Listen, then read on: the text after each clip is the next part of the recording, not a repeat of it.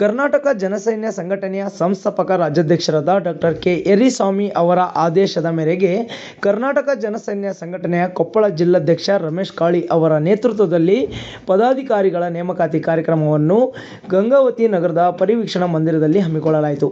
ಈ ಕಾರ್ಯಕ್ರಮದಲ್ಲಿ ಜಿಲ್ಲಾ ಮಟ್ಟದ ಹಾಗೂ ತಾಲೂಕು ಘಟಕ, ನಗರ ಘಟಕ ಸೇರಿದಂತೆ ಗ್ರಾಮೀಣ ಮಟ್ಟದ ಪದಾಧಿಕಾರಿಗಳನ್ನು ನೇಮಕ ಮಾಡಿ ಆದೇಶ ಹೊರಡಿಸಿದ್ದಾರೆ.